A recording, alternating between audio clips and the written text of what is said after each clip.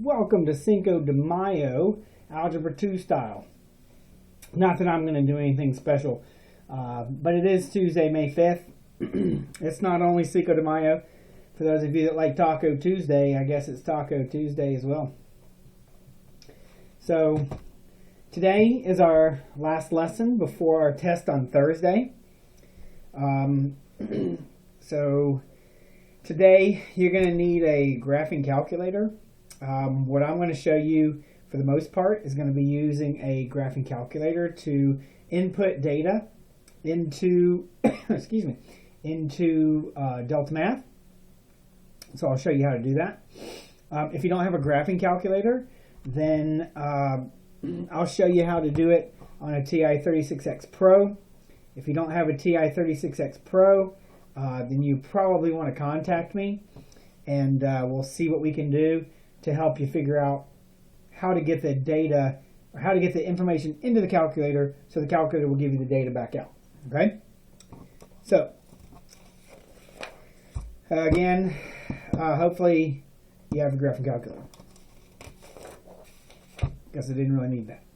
Alright, so let me zoom in on this a little bit. There's three different parts to what I have going on here. The first is the Delta Math problem. Okay, so you'll see the Delta Math problem. Here is the equation right here. And so hopefully you're noticing that it is a logarithmic equation. And one of the important things that we talked about yesterday with a logarithmic equation is that the logarithmic equations are going to have vertical asymptotes. Okay, so that's the one little drop down menu item that you're going to need for this part of the Delta Math. Okay, so the first part of this page that I have is the equation. The second part that I have is the graphing calculator. So here I've taken a screenshot of the graphing calculator, and you should hopefully see that log base 5x minus 8 is typed into the graphing calculator, log base 5x minus 8. And so some of you guys may be asking, how do I get there? So you use the y equals button, which is in the top left-hand corner of your calculator. You'll see the y equals. It's probably not red. It's probably blue, yellow, maybe green, something like that. Okay, so you tap on the y equals. You start typing log base 5. For those of you that don't remember how to get to log base 5, that's in the math. That's in the math button, and then just scroll down until you find log base. That'll get you the log base so that you can type the 5 in there. Please note that there is no parentheses on this log base 5x, but when you go to type in log base 5 in your calculator, it automatically opens up that parentheses. So since this doesn't have a parentheses, you just close it right here. The negative 8 becomes the like vertical shift, okay? So negative 8. So the negative 8 has to be outside the parentheses in the calculator, just like it's outside the parentheses in Delta Math, okay? So once you get, excuse me, once you get the equation typed into the calculator, here's the third part of what I have for you. It's the table. Okay, so you go to the table by tapping second and then tapping graph. So second graph gets you to what the table is. Okay, so those are the three parts of what I have on this piece of paper. And we're going to use kind of all of this to come up with our answer. Okay, all right. So as we talk about the vertical asymptote here, the vertical asymptote comes from the horizontal shift. Okay, so let's rewrite this up here. X minus h plus k. The horizontal shift is inside the parentheses. You'll notice there is no parentheses on this problem. So therefore, the vertical asymptote is going to be a 0. So it'll be x equals 0. Now we'll use that eventually, but it's just nice to go ahead and have it written down there for you. It comes from inside the parentheses. Okay, there's a 0 right behind that x. The other thing we want to use from the stuff that we have right here is that the problem says you must plot the asymptote, which will plot y equals 0, and then any 2 points with whole number coordinates. So in the table, you'll see that there are a whole bunch of ordered pairs. Well, we want the ordered pairs that have whole number coordinates. So positive 1, negative 8, positive 5, negative 7. Those are the 2 ordered pairs that we're going to use along with the vertical asymptote, x equals 0, to graph the equation. Okay, and so that's what I'm going to show you on the next piece of paper. All right, so this is the final version of the problem. So you'll see it's the same equation, log base 5, x minus 8. We use the drop-down menu to decide that it was a vertical asymptote. As soon as you choose vertical, it's going to give you, you can probably see, the pinkish line that's right here. Now, it's not going to put it right there for you. You're going to have to decide where it goes. I'm going to focus this. So it's going to blur. Okay. So it's kind of like this pen and how it's rolling. So it's going to set it up way over here on the left for you. So you just click and drag it wherever you want it. Well, remember from the previous slide that we said that the asymptote was going to be x equals 0. So that's why you have that pinkish reddish line going right down through there. Then, if you remember, it says you have to plot 2 ordered pairs with whole number coordinates. So we chose the ordered pairs 1, negative 8 and 5, negative 7. So that point right there is 1, negative 8, and this point right here is 5, negative 7. And so what the program is going to do is it's just going to give you like a yellow dot like hanging out right here. And so you're going to just grab your cursor and slide it to where these ordered pairs would be. And you unclick it and it drops it right there. You go, once you get these 2 ordered pairs plotted and you have your vertical asymptote where you want it, you come down, you click on your submit button, and as you see, we got a nice green check.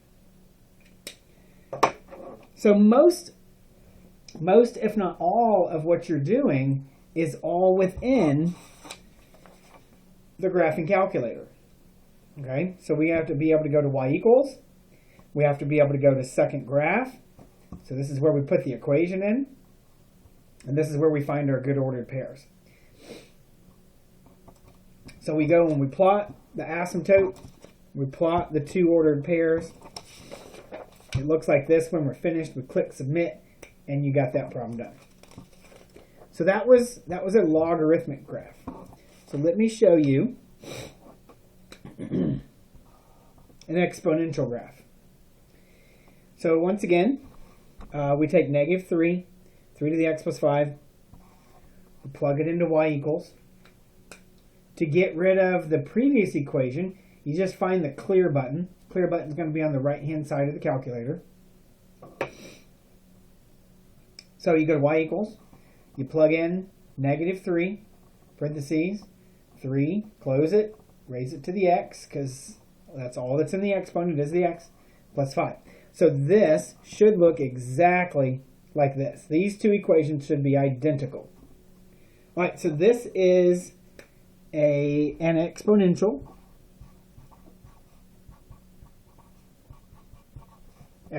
equation. Yesterday's notes told us, and there's no reason why you can't go look at them, that the excuse me, the exponential graphs have a horizontal asymptote. And that horizontal asymptote starts with a y, and it equals the k. The k is the number on the outside of the parentheses. So you see the 5 hanging out right here. So y is going to equal 5. So eventually, we will go and plot that. We'll choose horizontal. You can go ahead and come in here, click the drop-down menu. It'll give you two options, vertical or horizontal. Exponentials are always horizontal.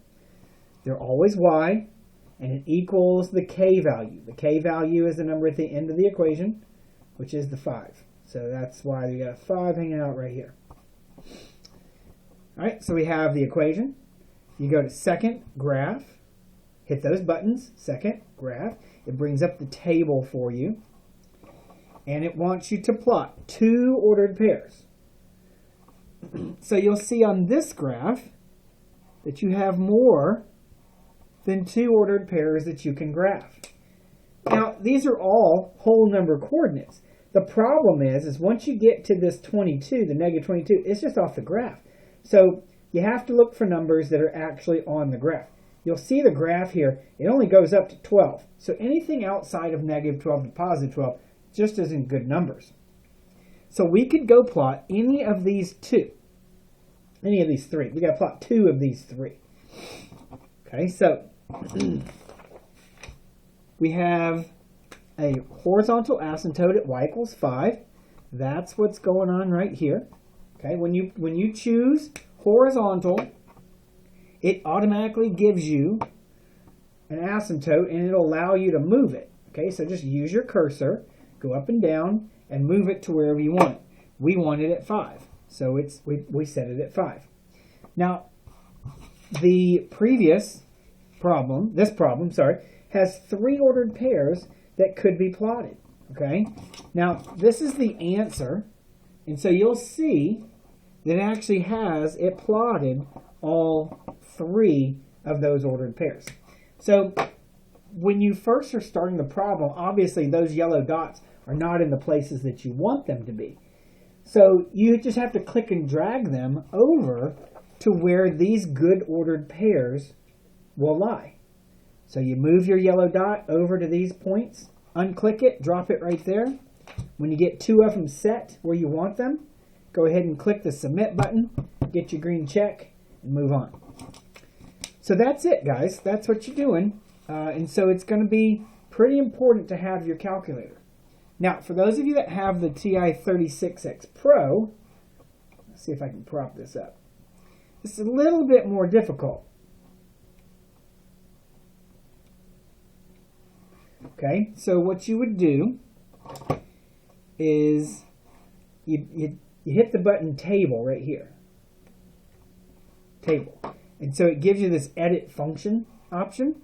So you go down to edit function, hit enter, and this is where you can plug in your equation. So this is just some random equation that I had in there previously. So once you get your equation in, you just hit enter. What's going to be important here is that your calculator is set on auto. You don't want it set on x equals something. You want to set on auto. If it's set on auto, you should be fine.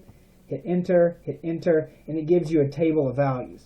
And so these are ordered pairs that you would be able to use or not use. You obviously can't use these, but you would be able to use these two ordered pairs. You could probably even use that one, but you can't use this. It's just too big. The negative 24 is a value you can't graph.